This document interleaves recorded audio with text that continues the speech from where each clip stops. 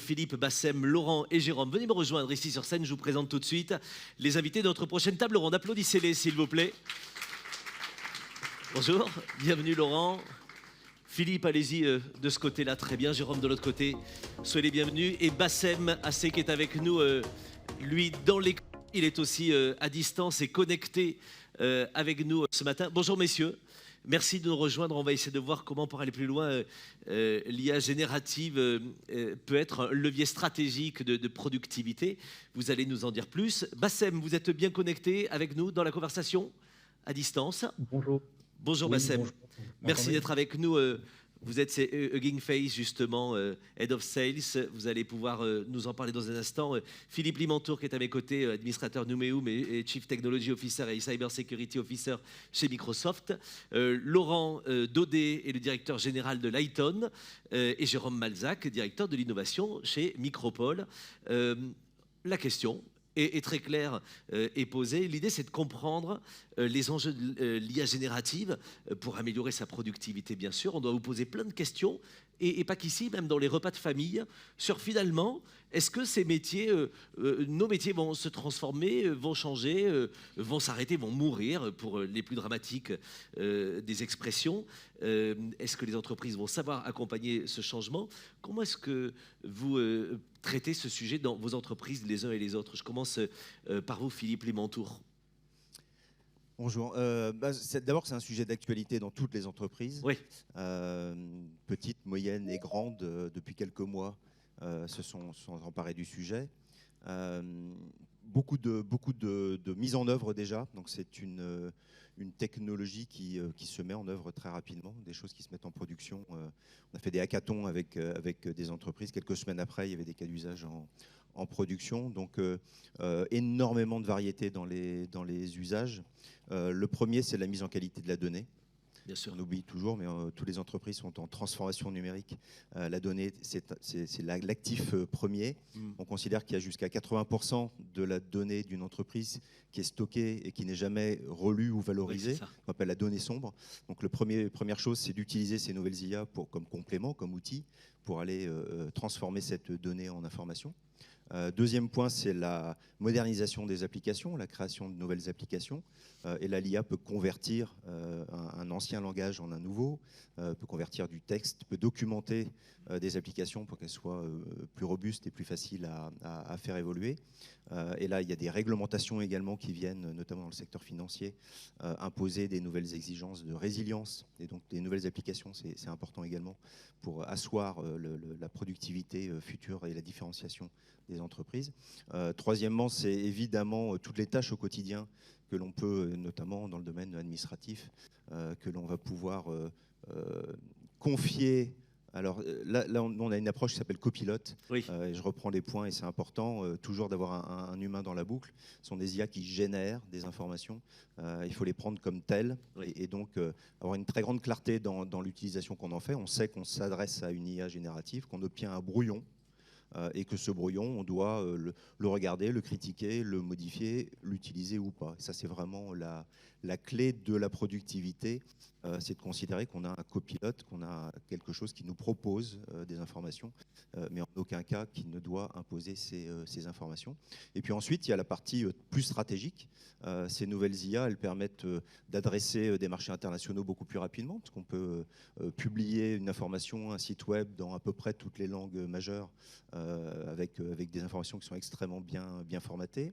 On peut hyper personnaliser ces offres, et Dieu sait que depuis 10 ans, toutes les entreprises sont à la recherche de ces succès d'hyper personnalisation. Donc comprendre finement le besoin d'un client et adapter à la volée dynamiquement son offre, tout en allant chercher l'information, comme je disais tout à l'heure, pour assurer la qualité de cette proposition. Et enfin, tout le réseau de partenaires, ce qu'on appelle l'écosystème de plateforme, le business model sous forme de plateforme.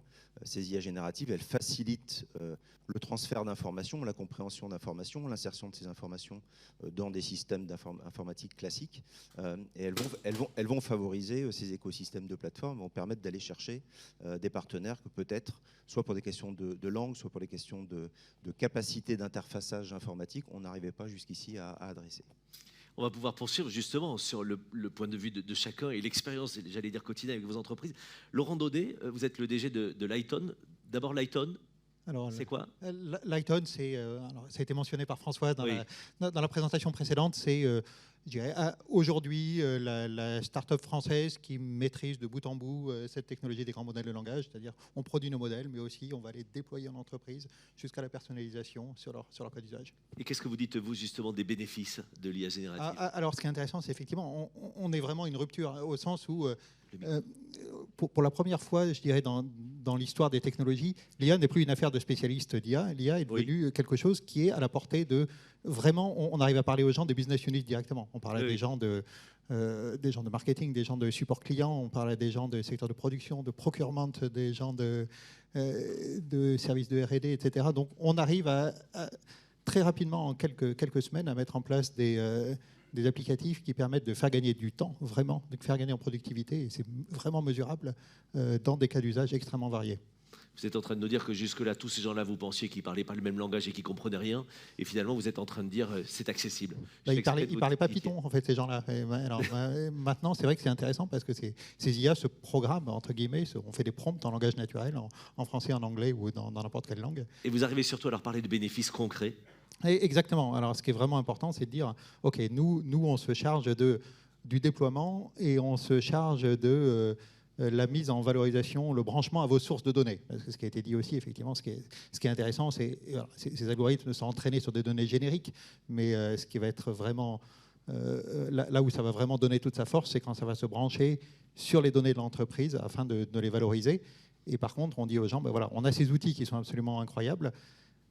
Prenez ça, mettez-les avec vos cas d'usage et au fur et à mesure de l'utilisation, le modèle va s'améliorer de façon à ce qu'il devienne vraiment...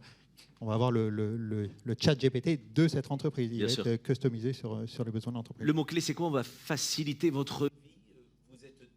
Vous êtes doté de richesses que vous ne soupçonnez pas.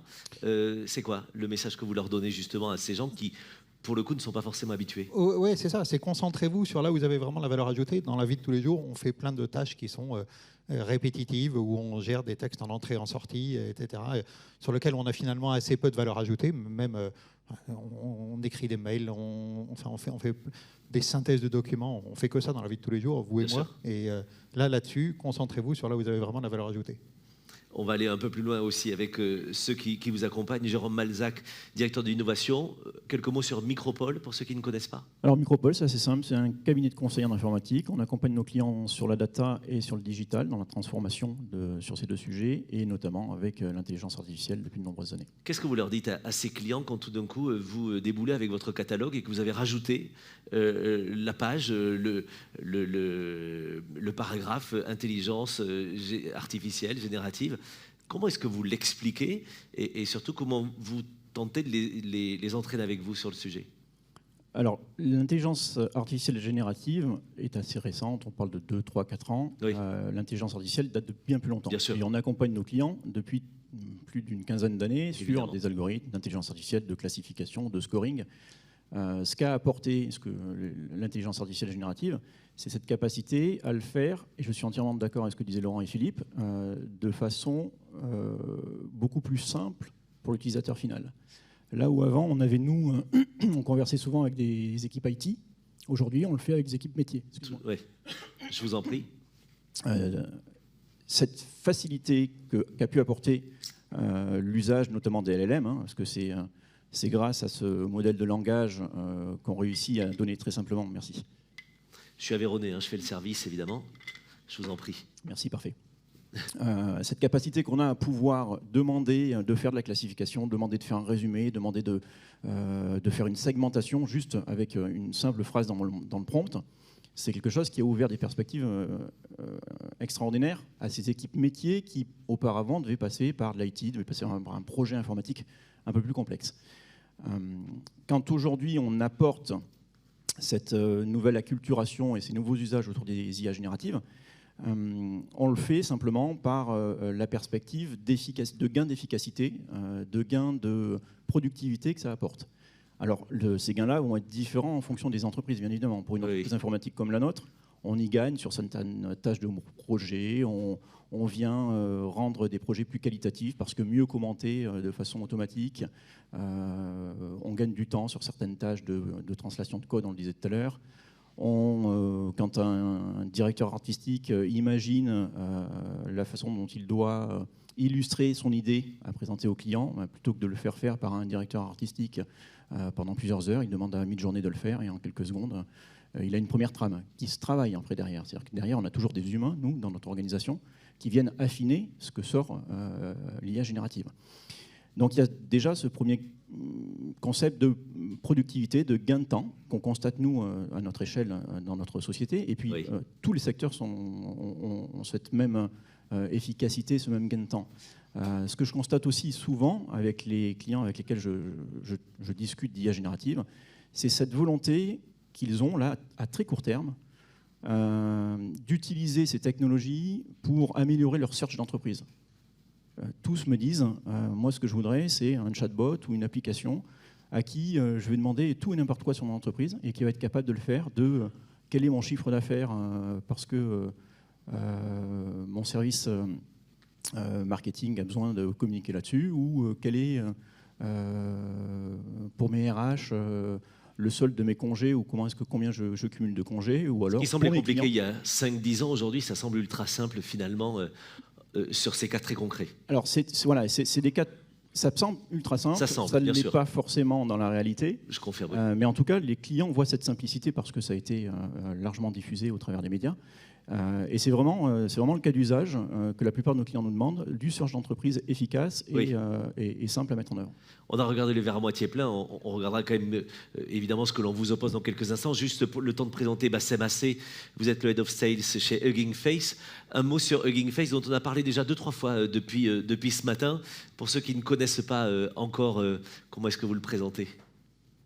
Eh bien, bonjour à toutes et à tous. Et je suis désolé de ne pouvoir être parmi vous sur scène. Désolé pour ça. Hugging Face, on pourrait la présenter comme étant une plateforme qui accueille un certain nombre de modèles open source de machine learning, d'IA générative, pour reprendre la terminologie consacrée depuis quelques mois ou une année. Concrètement, c'est une plateforme sur laquelle tous les chercheurs dans les data science ou dans le machine learning peuvent rendre public leurs modèles, leurs datasets, tous les composants de leur métier. C'est un peu comme si c'était la maison de la communauté de l'open source machine learning. Oui. Et qu'une fois qu'on a dit ça c'est pour les chercheurs et ceux qui publient des modèles de machine learning. C'est évidemment aussi disponible pour ceux qui veulent s'en servir, puisque dans la mesure où c'est open source, ça veut dire qu'on peut y accéder, les télécharger, s'en servir, faire des expérimentations avec.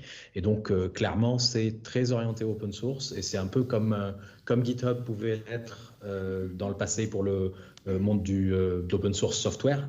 Et GitHub l'est toujours. D'ailleurs, nous-mêmes, on est des gros utilisateurs de GitHub.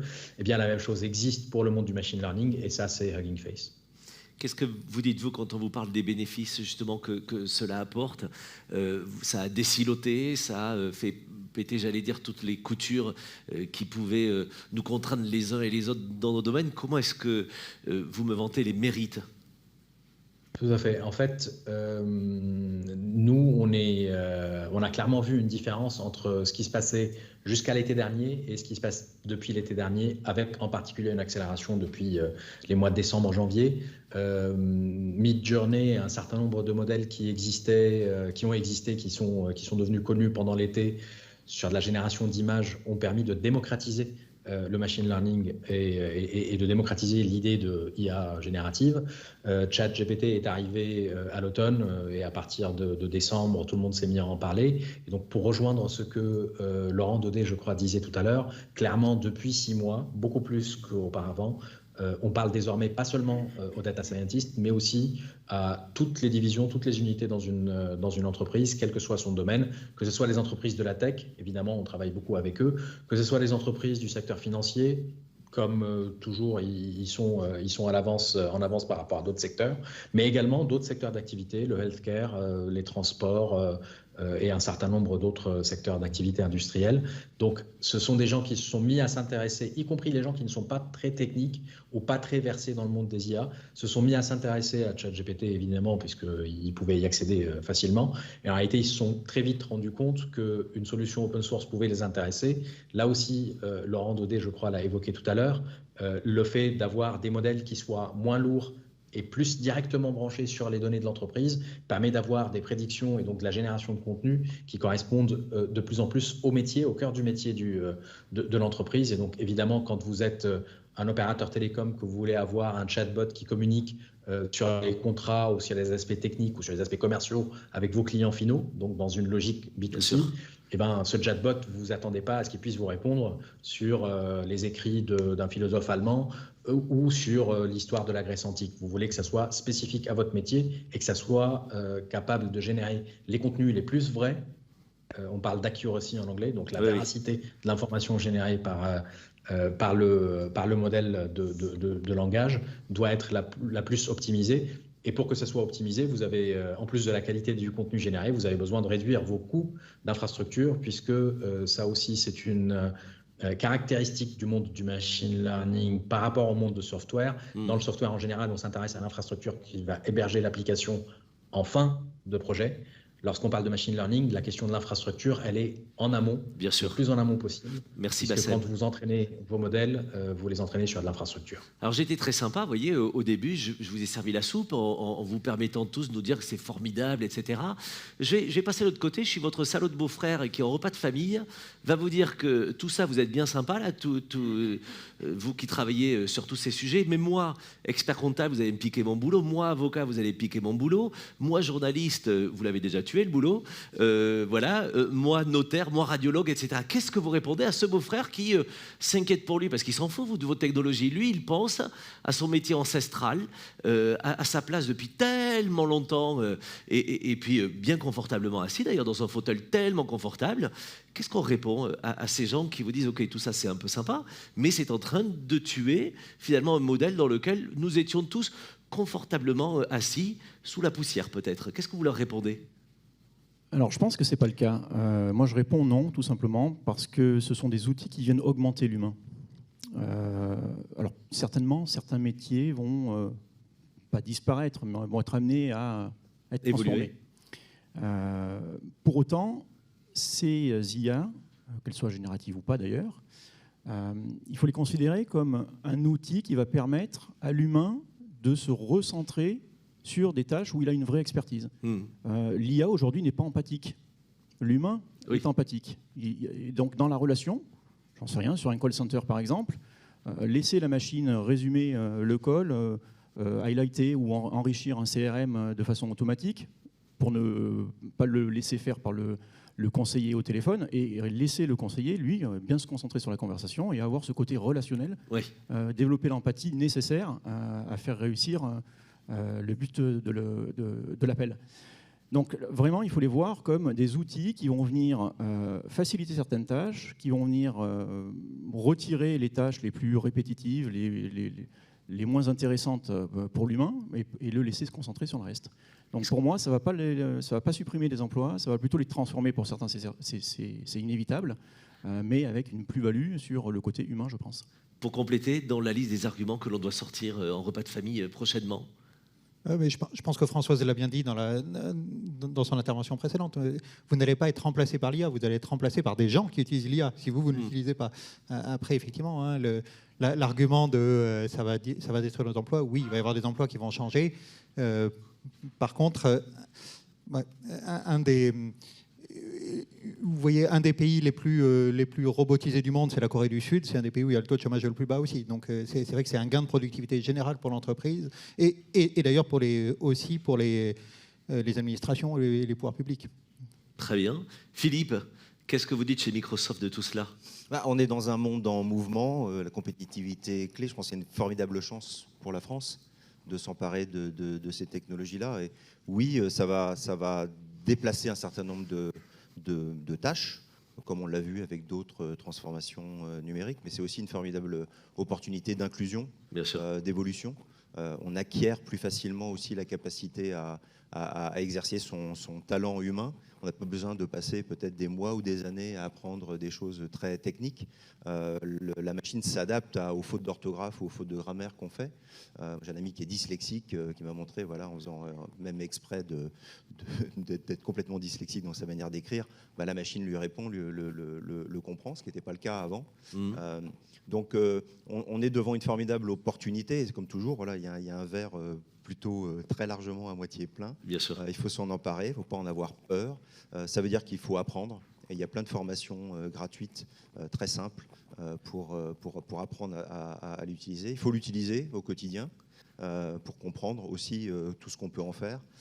Et voilà, petit à petit, apprivoiser cette nouvelle technologie. Bassem, et pour vous aussi, messieurs, il y a même, on pourrait se dire qu'il y a même un risque pour les entreprises qui ne souhaitent pas intégrer les IA génératives. Quel risque mettez-vous en avant pour celles et ceux qui resteraient réfractaires et qui pourraient se dire, écoutez, j'ai jamais eu besoin de ça, je vois pas pourquoi ça changerait, ça fait 60 ans que je fais mon taf, j'en ai pas besoin. Bassem, comment vous argumentez parfois cette...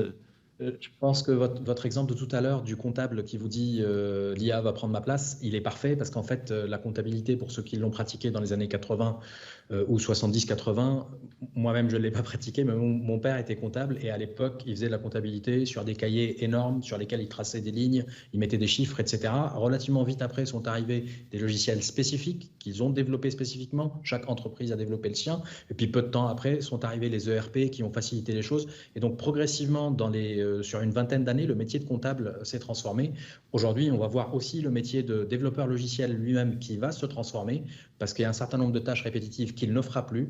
Or, les développeurs de logiciels savent très bien que tout ce qui est répétitif, il vaut mieux pas le faire parce que c'est quelque chose d'ennuyant pour pas dire casse-pied. En revanche, ils vont pouvoir tous se concentrer sur les choses les plus complexes que les intelligences artificielles vont permettre de simplifier ou du moins de rendre plus faisable, on va dire. Tout ça étant dit, pour ne pas dresser un tableau seulement en rose, il faut aussi prendre en compte le fait que les IA peuvent générer des informations qui sont erronées. Les IA peuvent avoir des erreurs simplement parce qu'elles s'entraînent sur les données. Et si les données incluent des erreurs, alors les IA peuvent générer des erreurs également. Et donc c'est là où il est extrêmement important de prendre en compte la dimension métier pour chaque entreprise, son modèle qui correspond à ses besoins et de préférence open source pour qu'il n'y ait pas d'effet boîte noire. Et on va revenir là-dessus, et merci de le préciser. Messieurs, le risque des entreprises qui ne voudraient pas justement suivre en fait cette opportunité? Prendre du retard, je pense. Oui. Moi, je le vois sur certains clients qu'on accompagne sur ces sujets. Je pense notamment à un client qui s'est entièrement approprié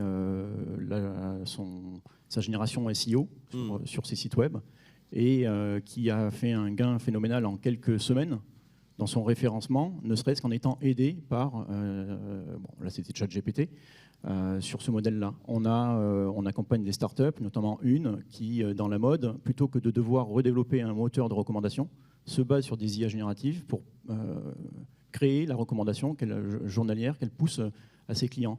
Le gain de temps et d'argent est phénoménal d'utiliser ces modèles-là plutôt que d'aller recréer un modèle qui prendrait plusieurs semaines, plusieurs mois d'entraînement. Donc, encore une fois, on est toujours sur l'apport de l'efficacité et de la rapidité. Si les entreprises ne prennent pas en main ces IA-là ou ne les testent pas, ne serait-ce que de réussir à se les approprier dans l'avenir, dans les 2-3 ans qui vont arriver, il faut que ces entreprises puissent être à même de savoir à quoi elles vont être confrontées dans les changements. Laurent ? Moi, je pense qu'il y a quelque chose qui est vraiment important à comprendre, c'est le facteur temps dans ce genre de technologie. On parle de technologies extrêmement récentes, et si on peut donner un ordre de grandeur de la vitesse à laquelle ça s'accélère, les chiffres, c'est les investissements, le nombre de gens qui travaillent dessus, le nombre de déploiements, etc. C'est x10 par an. En ce moment, on est sur une croissance exponentielle de x10 par an. Ça ne s'est jamais vu dans l'histoire des technologies. Donc les entreprises qui seraient en situation d'attente, qui diront « Oh là là, moi je me méfie, je vais voir ce qui se passe, je vais aller dans 2-3 ans ». Dans 2-3 ans, à x10 par an, ça va assez vite en termes d'investissement.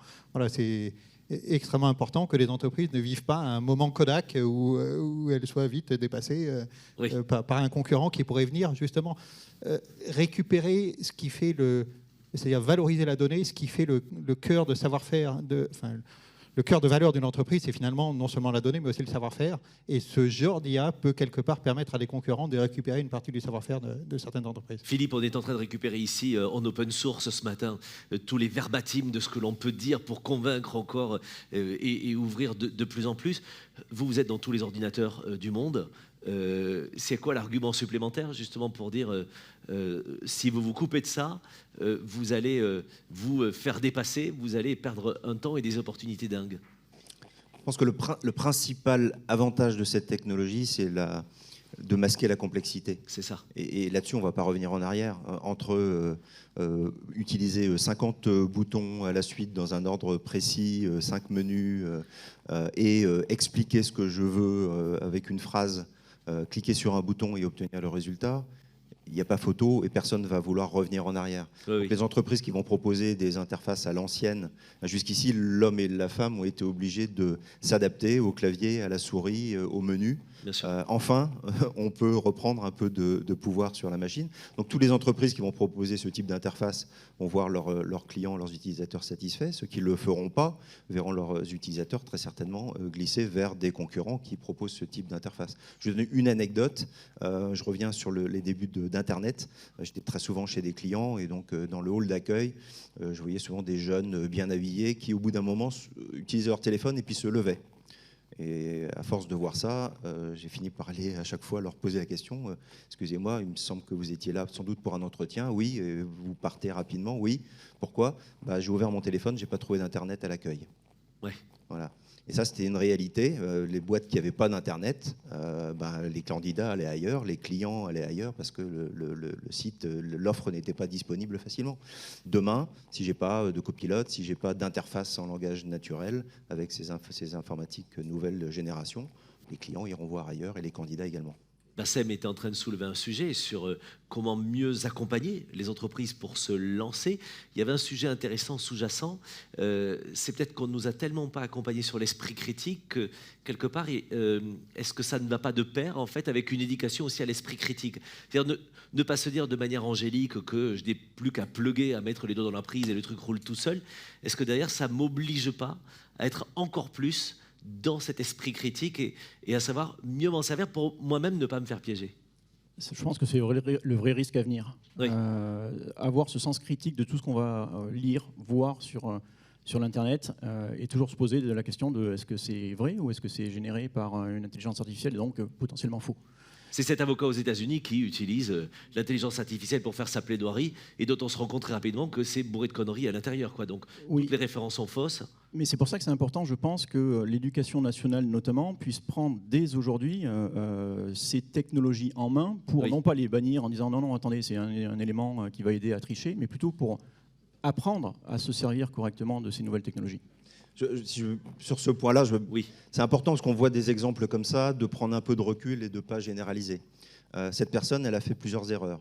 Cette personne, elle a interrogé directement un modèle d'IA générative pour en tirer de l'information, ce qu'il ne faut certainement pas faire. Bien sûr. Ces modèles, ils ont appris, mais en fait, ils ont appris surtout à raisonner. Et donc, comment on utilise ces modèles-là ? On leur donne de l'information sur laquelle on a confiance, l'information de l'entreprise par exemple, et on leur pose une question sur cette information. Donc si cette personne avait donné des articles de jurisprudence et demandé à l'IA générative de faire un tri dans ces articles, première chose, il n'y aurait pas eu d'hallucination comme il y a eu, parce que là évidemment le modèle il ne sait pas, c'est pas un modèle qui a été entraîné spécifiquement pour faire du juridique. Oui. Deuxième point, cette personne a pris directement la sortie d'imprimante et puis est allée voir le juge avec, il faut exercer son esprit critique. Donc prendre un cas extrême, excusez-moi de bêtises humaines pour généraliser à l'intelligence artificielle.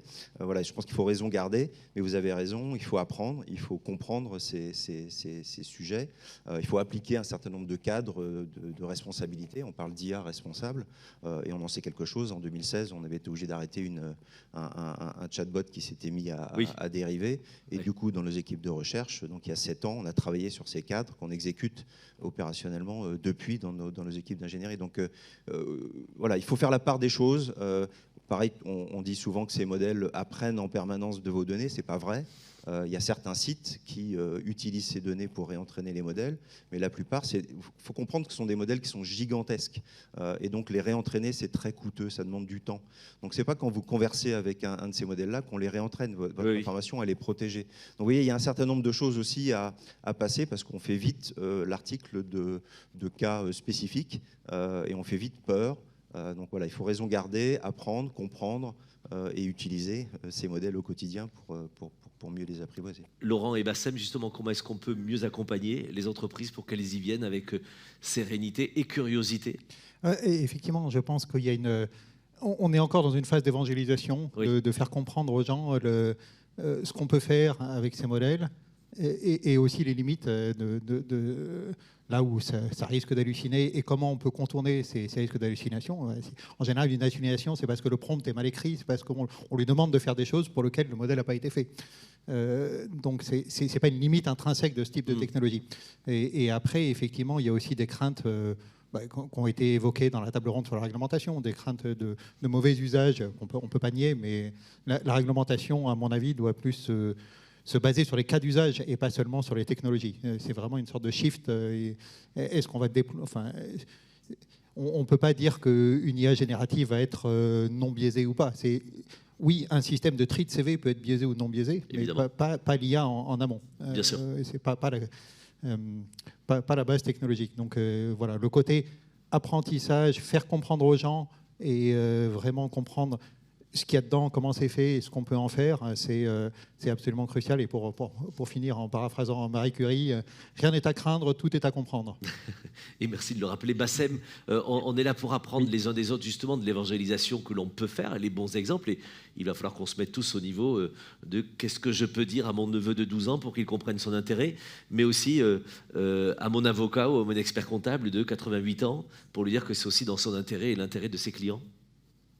Je pense que ceux qui ont connu le shift entre avant les logiciels et après les logiciels comprennent l'urgence de ne pas attendre avant de s'y mettre. En 2011, Marc Andreessen, fondateur de Netscape, disait que le logiciel mange le monde. Très vite, dans les années 2010 et 2020, on s'est rendu compte que partout, il y a des logiciels, dans ma voiture, dans mon frigo, dans ma montre. Aujourd'hui, c'est pas le logiciel mange le monde, c'est le machine learning, l'intelligence artificielle mange le logiciel qui lui-même continue de manger le monde. Et en fait, quel que soit le métier de l'entreprise dont on parle, vraiment quel que soit le métier d'entreprise dont on parle, eh bien le machine learning peut l'aider à faire un certain nombre de choses et il n'y a que elle qui sait ce en quoi il peut l'aider. Donc le plus urgent, c'est de faire des expérimentations et c'est comme ça que le machine learning fonctionne. En fait, le machine learning vient du monde de la recherche et dans le monde de la recherche, on expérimente beaucoup. Donc s'il y a un conseil à donner aux entreprises, c'est d'y aller et d'expérimenter, de jouer avec, de voir ce que ça peut donner. Et une fois qu'on voit ce que ça peut donner, on commence à imaginer tous les avantages et toutes les astuces que ça peut permettre dans le monde du travail, avec un point important à garder à l'esprit. Si c'est open source, ça évite le côté black box. C'était le cas dans le monde du logiciel. Très vite, tout le monde s'est mis à faire de l'open source et on s'est rendu compte de l'avantage et de l'innovation que ça peut apporter. Oui. Ça, c'est le premier point. Et le deuxième point, n'allez pas nécessairement vers les modèles les plus importants, les plus conséquents, qui ont des chiffres les plus importants derrière eux, parce que ce n'est pas nécessairement ceux-là qui vont répondre à vos besoins. Les petits modèles peuvent être entraînés sur les données des clients et c'est comme ça qu'ils vous donneront les meilleures réponses. Merci Bassem, je crois que vous nous avez bien évangélisé sur l'open source et éviter la black box. Merci de l'avoir aussi bien précisé. On a peut-être des questions, des remarques ou même des partages de bonnes pratiques dans la salle. On va vous apporter le micro ici et vous allez répondre sur scène. Monsieur, bonjour. Je vous invite à vous présenter si vous le souhaitez. Guigou, je suis directeur technique d'un groupement d'éditeurs de logiciels. Et puis je fais un petit peu d'IA dans des conférences ou sur des postes d'étudiants. J'avais une question pour rebondir sur l'exemple qui avait été donné sur le calcul du chiffre d'affaires. Demander le chiffre d'affaires qu'on a derrière. Je me posais la question, en fait, il y a 20 ans, on avait des approches de BI. Il y a une étude de Gartner qui a dit que 70% finalement n'apportaient pas de valeur parce que la donnée n'était pas propre. Il y a 10 ans, c'était les big data. Donc on a mis plus de machines, ça coûtait encore plus cher. Ça avait encore plus d'impact sur l'écologie et avec les mêmes effets. Et là, j'ai l'impression qu'on redit la même chose. En fait, est-ce que le problème à la base, c'est pas juste qu'à chaque fois, on n'a pas réfléchi sur la propreté des données ? Il y a plein de systèmes comme l'urbanisation des systèmes d'info, la pratique sur les références, le cadre commun d'architecture des référentiels, par exemple. Et là, si je me fais un peu l'avocat du diable, j'aurais tendance à dire, si mon CFO n'est pas capable de me donner le chiffre d'affaires immédiatement, peut-être un problème dans ces données avant. Le diable et son avocat vous interrogent. Qu'est-ce que vous répondez? Alors, le système dont je parlais tout à l'heure, c'est l'accès à la donnée. L'accès à la donnée facilité grâce au langage naturel. Je suis entièrement d'accord avec vous. La data, c'est le patrimoine qui fait foi dans l'information qu'on va récupérer. Soit la data est correcte, elle a été bien extraite, bien analysée, bien stockée et calculée, soit elle ne l'est pas, elle ne sert à rien. Et c'est également le cas quand on utilise de la data pour entraîner de l'intelligence artificielle. Une bonne intelligence artificielle ne peut exister que parce qu'il y a de la bonne donnée au départ. L'exemple que je prenais, c'est un exemple de comment accéder à mon chiffre d'affaires de mon entreprise. Est-ce que je reprends mon logiciel, quel qu'il soit, et puis je vais cliquer sur 5 boutons, ou est-ce que je demande simplement à une interface, un chatbot ou n'importe, donne-moi, sors-moi, va me chercher le chiffre d'affaires de mon entreprise.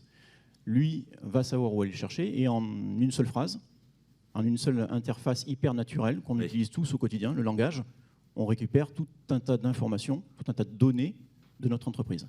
Ça rejoint exactement, et je suis entièrement d'accord avec ce que Philippe disait tout à l'heure, je pense, alors c'est mon avis personnel, je pense que dans quelques années, nos applications ne seront plus celles qu'on connaît aujourd'hui, avec une UX très léchée, où on se demande si le bouton, pour accéder à telle fonctionnalité, est en haut à gauche ou en bas à droite, est-ce qu'il doit être rond ou carré, rose ou bleu.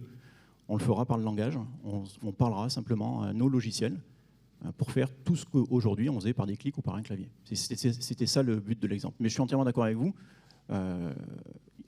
Au début de tout ça, il ne peut y avoir que de la donnée correctement analysée pour pouvoir faire fonctionner toutes ces nouvelles technologies. Merci beaucoup. Le micro à votre voisin, si vous voulez bien. Et ensuite, on va apporter un micro. J'ai vu une main se lever. Bonjour. Bonjour, Philippe Segers, GENSI. Donc, GENSI, le grand équipement national de calcul intensif qui fait la maîtrise d'ouvrage de Jean Zay, du supercalculateur dont on a parlé, et bientôt du supercalculateur Exascale qui sera installé sur le plateau de Saclay. Donc, d'abord, une petite page de publicité. C'est fait. Non, une autre. Pour l'ouvrage Régalez-vous, en notre quart d'heure. Pense permis, donc, de Stéphane Anténéan, qui parle d'un floutage de qui parle d'un floutage de la réalité suite aux IA, donc dans un futur proche. Vous avez insisté sur le fait que c'est important d'être capable de regarder ce qui était discernable et de voir ce qui était réaliste, etc. Mais dans un futur proche, quand l'IA sera de plus en plus développée, comment est-ce qu'on fera avec en particulier l'usage développé dans les réseaux sociaux pour être capable de distinguer vraiment le vrai du faux, le réaliste du pas? Et ce qui m'amène à ma question, comment faire pour garder des compétences techniques? Parce qu'effectivement, l'IA permet de faciliter les choses. On fait beaucoup plus de choses beaucoup plus facilement, du prototypage rapide, etc. avec l'IA. Mais comment faire pour garder des compétences, et en particulier des compétences hommes et femmes? Parce qu'on a besoin de plus de femmes aussi dans l'IA. Il n'y a qu'à voir sur la scène. Merci beaucoup. Qui répond à monsieur? Si je peux, tout d'abord, je veux remercier le GENSI parce que Lighton a aussi utilisé le Jean Zay pour travailler sur ses premiers modèles. À l'époque, on avait un modèle qui s'appelait Pagnol, et puis on a contribué aussi au modèle Bloom coordonné par Hugging Face, open source. Donc c'était aussi un facteur d'accélération et pour les entreprises françaises qui veulent justement faire monter en compétence sur ce type de technologie. Nous, on insiste, et je pense pour ça le projet Bloom a été assez emblématique, au sens où ça a fait monter en compétence toute une génération, plusieurs centaines de personnes qui ont travaillé sur un projet, et vous parliez de montée en compétence.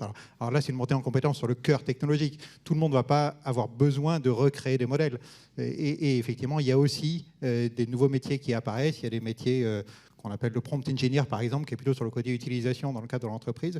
Et je me félicite que dans les projets du gouvernement qui ont été annoncés par le président à Vivatech, il y a aussi tout un aspect formation là-dessus, sur les nouveaux métiers qui apparaissent. Pour compléter juste sur la réponse et pour terminer, c'est un outil que d'ailleurs le monde éducatif est en train de regarder avec attention, qui a toujours eu l'habitude d'innover dans la pédagogie. Il y a de formidables opportunités pour accélérer les capacités d'apprentissage. C'est aussi une sorte de partenaire d'entraînement inépuisable pour donner des exercices hyper personnalisé, avec juste le niveau de difficulté supérieur à ce que la personne est capable de faire. Et je vais pouvoir m'entraîner avec une IA de ce type-là. Moi, je reviens au sujet de l'inclusion, mais à apprendre à lire, à écrire correctement, parce qu'il y a beaucoup de personnes qui sont exclues aussi du marché de l'emploi à cause de ça, qui ne savent pas lire leur courrier d'avocat ou d'assureur. Voilà, donc il y a une formidable opportunité de ce côté-là, à ne pas apprendre des choses, entre guillemets, bêtement, à comprendre, à se faire expliquer pour s'approprier et utiliser. Donc je pense au contraire une formidable opportunité ouverte pour aller vers des métiers, faire de la mobilité. Éduquons-nous au sens critique. Je vais vous frustrer en vous disant qu'on va terminer avec nos invités. Maintenant, je voudrais qu'on vous applaudisse tous les quatre. Merci infiniment de vos contributions.